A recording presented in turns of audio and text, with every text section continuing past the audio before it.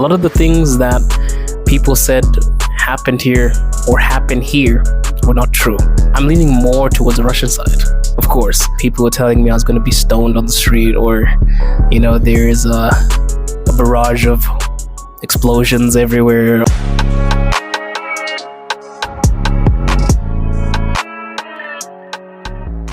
Hello everybody and welcome back to the channel, AfroLev, roaring truths to preserve your pretty voice. It is 2025, the first day of the year, and we are coming in strong with our first video of the year. If you're new here, please follow the Telegram channel, and if you'd like to support the channel, there is a PayPal link in the description. And thank you for being here. Like, subscribe, comment. It's 2025.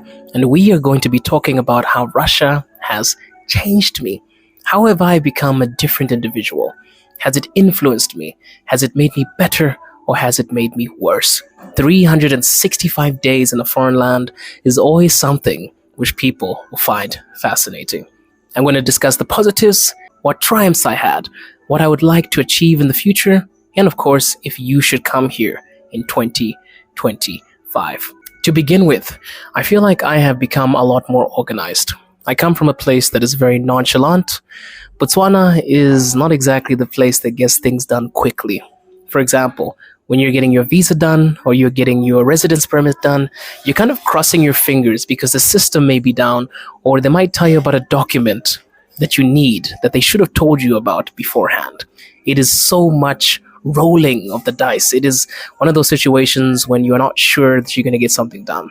But in Russia, things tend to be a lot more organized and focused, and it in turn has made me focused. So I feel like that is one positive aspect.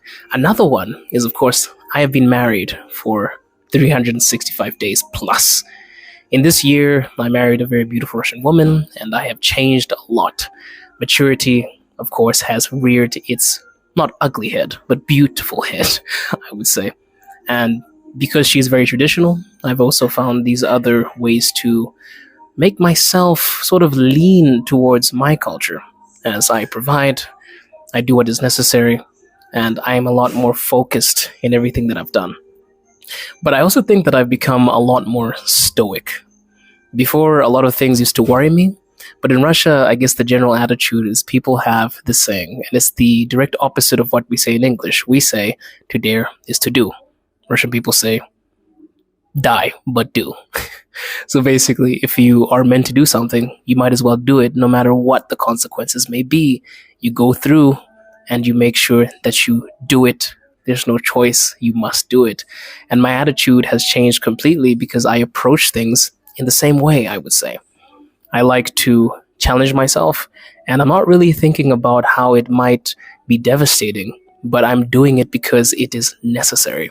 And I feel like because our school systems have made us very soft, when I came here, I realized how hard-boiled Russian children are.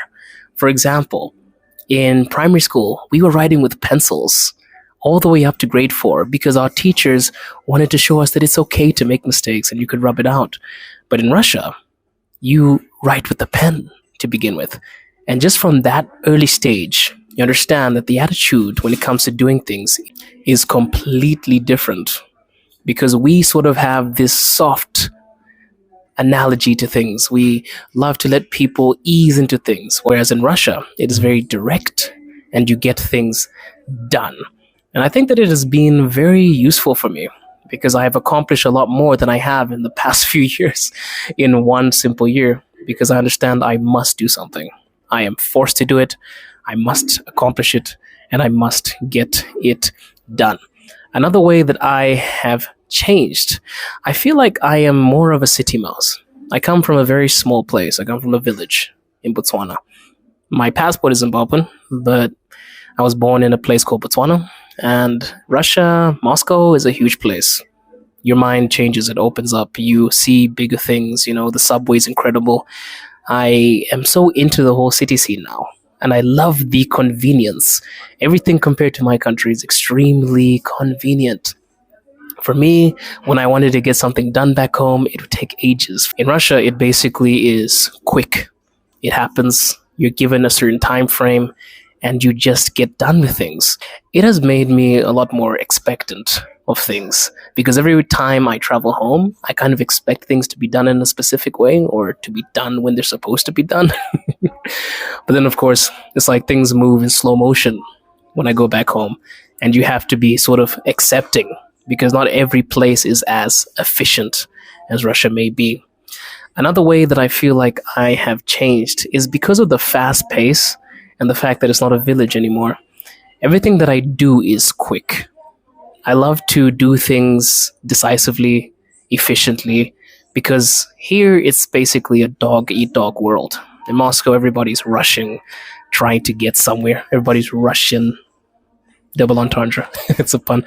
But yeah, people are rushing everywhere. If you don't get something done, you get eaten alive. You don't get there. You don't arrive on time. You don't get it done because everything is so quick.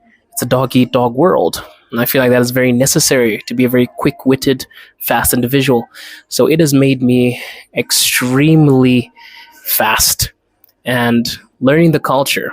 I feel like I have become more Russian than anything else. Generally, my attitude is more stoic. There are less things that affect me. I'm also really, really stuck on the superstitions. I don't put empty things on the table. I don't hand things through a threshold. I'm basically in a situation where it's like I've adopted the culture completely. And I guess my attitude towards things, even something as simple as not taking garbage out in the middle of the night, because that's taboo. That is a superstition. You don't take trash out in the middle of the night. You do it in the morning or during the day. I do that too. I've become a different version of myself that sort of does things in a more Russian way. And I think that's the cultural aspect because I have been assimilated into my wife's family. Another funny one is I now eat sandwiches with one slice, which is absurd. I didn't know that this was an actual thing, but now every time I'm eating breakfast or I eat a sandwich, I have like one slice of bread, I have the cheese, I have the polony, and I eat it with one slice. Back home, that's like taboo, man.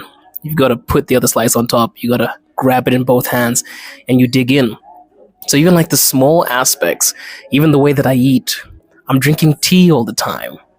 I've also adopted the Moscow coffee culture. I think I can survive without a coffee. Before I found it strange because I come from a very hot place. So indulging in a coffee is obviously one of the strangest things you can do in a country that gets to at least 47 degrees Celsius. Why would you want to do that? So I think generally what I eat, the way I regard things, it has changed a lot. And also in this past year, I guess I have garnered a separate perspective, especially when it comes to geopolitical things. For example, I sort of have Russia's view of things when it comes to the special military operation, of course.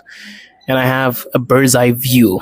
Instead of just being fed the same garbage every single day, I'm more of enlightened by having two spectrums, right? I have the Russian side, I have BBC, I have CNN, and I can determine what is rubbish or not. But I have changed so much because I'm basically seeing things firsthand. I'm seeing things in person. And a lot of the things that people said happened here or happen here were not true. Even something as simple as a history textbook. History textbooks are misconstrued. They give you false information that follows a certain narrative. Of course, when you get here, you read their textbooks, you read everything, you're there. Russia has always been classified as something that was other to me. You know, like when you're ticking a box and then the last option is other because it doesn't fall under the category. But now that I am here, it's sort of like I have this experience to myself and I don't really need to rely on what people say about the place. So that's a big influence and a big gap because you basically see it. I'm leaning more towards the Russian side, of course. You would think so, wouldn't you? Obviously with the family, the wife, right? But just generally because I have received so much information. So a lot of the things that I used to be fed, my mind has broken from its cocoon and I now have different aspects and perspectives on things. So generally I think that my geopolitical view has also changed immensely. There are more things that I'll talk about on the channel and I'll tell you how it has. But I think it's so nice to disprove things by actually being here, sitting here, and seeing what's happening. Because before I came here, people were telling me I was going to be stoned on the street, or, there is a barrage of explosions everywhere, or whatever. But then when you're actually sitting there and you read this news, like, oh, there's no butter in the store, or there's no bread in the store, you're there like, I'm in the place that you're talking about. So that's not true. And I feel like a lot of people need to gain that experience. You need to go to places on your own. It can change your mind completely. And the last one, I feel like I've slowly leaned towards religion more. I would like to be baptized. Surprisingly, I've actually never been baptized. I thought I belonged to a church, but I didn't. I'm Protestant, apparently. I was never baptized. And being here, seeing the beautiful churches, seeing all of the beautiful structures, even the ones that aren't under the Christian faith, like the mosques and the dedication that people have to the religion, it makes you think. And it sort of places you in a situation when you're like, wow, I also want to be a part of something. So I feel like in terms of religion, it has definitely garnered a lot of steam.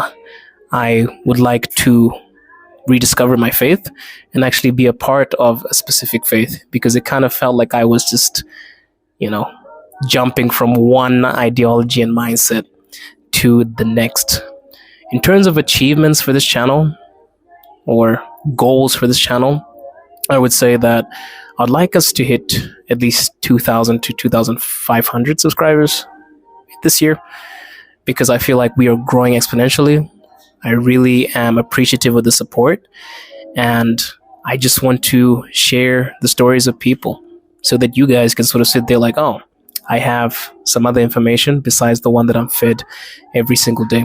So the more experiences that you hear, you can sort of determine what you think about Russia.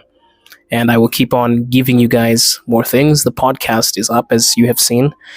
And there will be more information posted very soon, more episodes, more compelling topics. And my goal here is to get more famous people on there, to get celebrities on there, to get people with some weight on there, so that it can be more useful, garner more views and more attention.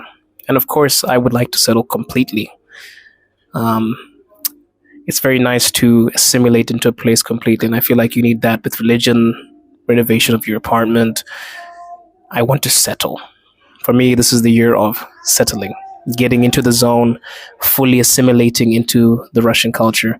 And I think that is the major goal.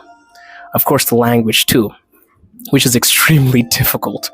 I'm trying my best. My goal is to get to at least A1 to A2, but I'm going to write the Russian state exam in April. But I would say that I would love to get to at least A2 by the end of this year. So a lot of dedication, a lot of effort. Russian is not easy, but we keep on moving forward, and we try to conquer things, no matter how difficult they may be.